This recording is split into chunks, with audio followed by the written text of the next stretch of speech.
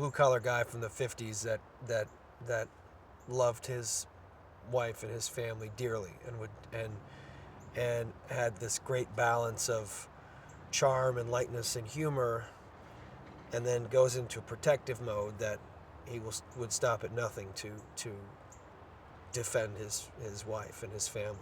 And I certainly can relate to that. I think it's important to remember that this comes at a time in 1971 where they had already been doing it for about 15 years. No internet, no cell phones, no camera. You're talking about a Super 8 camera. Not like they're great editors. Hollywood tricks. It wasn't Hollywood tricks, barely any Hollywood tricks to begin with, you know. So when you think about it from that perspective, they came at it from such a genuine place of wanting to help people.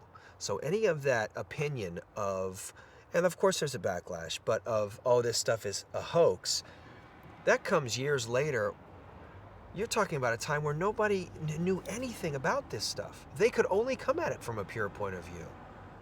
They absolutely believed in haunted houses and ghosts. They weren't out to make a dollar. They didn't make a dollar.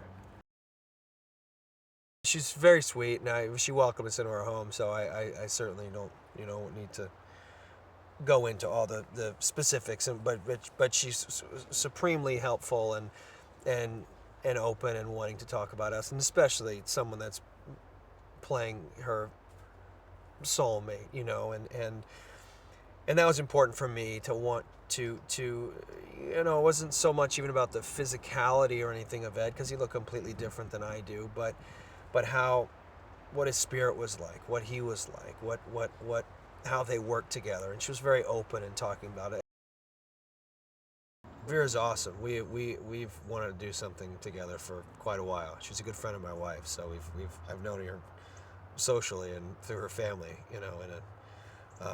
but always been someone that I just feel like is one of the great actresses that we have working today.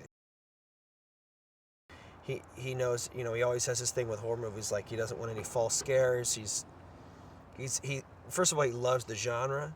He loves this type of storytelling, but he's got such an upbeat personality. He's like a kid, so he's got the passion and the energy of a kid, and the